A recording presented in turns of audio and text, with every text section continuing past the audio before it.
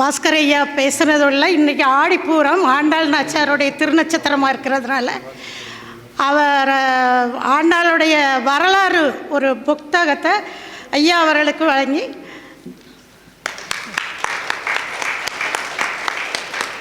ஆண்டாளுடைய வாழி திருநாம ஒரு பாசுரம் பாட்டு. திருவாடிப்பூரத்து செகத்துதித்தாள் வாழியே, திருப்பாவை 30 செப்பி நாள் வாழியே, பெரியாழ்வார் பெற்றெடுத்த பெண் பிள்ளை வாழியே, பெரும்புதூர் மாமுனிக்கு பின்னா நாள் வாழியே, 143 உரைத்தாள் வாழியே, உயரரங்கற்கே கண்ணி உகந்தளித்தாள் வாழியே, மறுவாரும் திருமல்லி வளநாடி வாழியே, வன்புதுவை நகர்கோதை மலர்ப்பதங்கள் வாழியே. ஆண்டாள் திருவடிகளே சரணம்.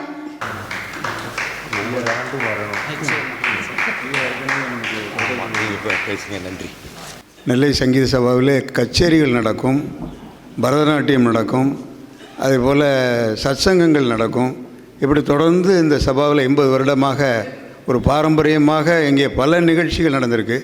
ஆனால் இன்றைக்கு ஒரு புதுவிதமான ஒரு இலக்கிய சொற்பொழிவு நமது ஐயா பாஸ்கர் அவர்கள் இங்கே சிறப்பாக ஒரு 2 மணி நேரம் நம்மளை அப்படியே ஒரு கட்டி போட்டாங்க. நம்மளை அந்த இலக்கியம் என்ற கயிறால் நம்மை கட்டி இந்த பார்க்கடலில் எப்படி அமுதத்தை கடைந்து கொடுத்தார்களோ அதே போல் நமக்கு அமுதத்தை கடைந்து கொடுத்திருக்கின்றார். அந்த இலக்கிய அமுதத்தை கொடுத்திருக்கின்றார்கள். அது என்னது? ஔவை சொன்ன அந்த அமுதம். ஔவை சொன்ன அமுதத்தை நமக்கு அந்த சாராக பிழிந்து, ஒரு பழத்தை எப்படி சாராக பிழிந்து நமக்கு ரசத்தை கொடுப்பார்களோ அதே போல் ஐயா அவர்கள் இன்றைக்கு நமக்கு ஒரு 1.5 மணி நேரம் நம்மளை மெய்மறங்க வச்சார்கள். அது எத்தனை பாடல்கள், எவ்வளவு ஞாபக சக்தி நமக்கெல்லாம். இன்னைக்கு இப்போ அவங்க சொன்னது அடுத்தது சொல்லக்கூட மறந்து போகுது.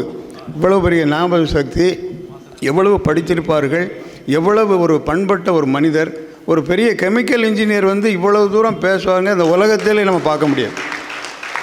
அது அறிஞர்கள், தமிழறிஞர்கள், பேராசிரியர் பெருமக்கள்லாம் தமிழில் புலமை பெற்றிருப்பார்கள், அதில் சந்தேகம் இல்லை, புலவர்கள். ஆனால் ஒரு கெமிக்கல் இன்ஜினியர் துபாயில் அபுதாபியில் வேலை பார்த்து கொண்டு இவ்வளவு பெரிய இலக்கியங்களை கற்று தேர்ந்து மடை திறந்த வெள்ளமாக இங்கே அவர்கள் இன்றைக்கு நமக்கு பேசியிருக்கின்றார்கள். அதில் ஒவ்வொரு அதை தமிழ் இலக்கியத்தில் இங்கேருந்து பட்டுக்கோட்டையை சொல்கிறாங்க, கண்ணதாசன் பாடல்கள் சொல்கிறாங்க, நாலடியார் சொல்கிறாங்க, நான்மணிக்கடியை சொல்கிறாங்க, சிவபுராணத்தை சொல்கிறாங்க, ஞானசம்பந்த பெருமானை பற்றி பேசுகிறாங்க. இதெல்லாம் உண்மையிலே அந்த தமிழ் கடலால் தான் முடியும் என்று இந்த நேரத்தில் நம்ம சொல்கிறேன்.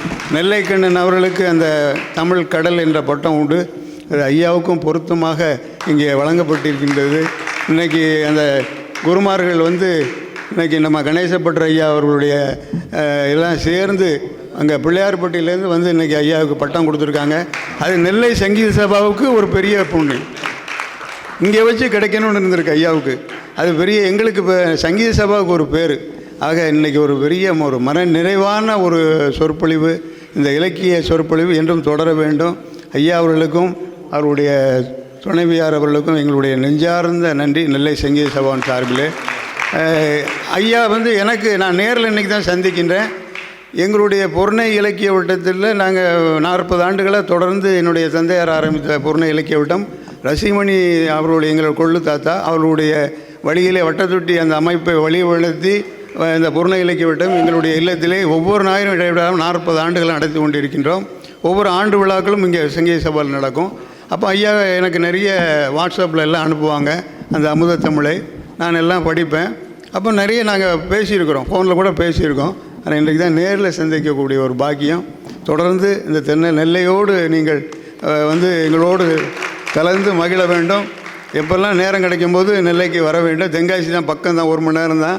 அது நீங்கள் எல்லோரும் இன்றைக்கி சிறப்பு செய்து கூட்டம் அது 100 பேர் இருந்தாலும் சரி, 10 பேர் இருந்தாலும் சரி, ஐயா சொன்னது போல் ஒவ்வொருவரும் 100 பேருக்கு சமம். இங்கே இருக்கக்கூடிய ஒவ்வொருவரும் 100 பேருக்கு சமமான அது எல்லாருமே பெரிய ஆட்கள்.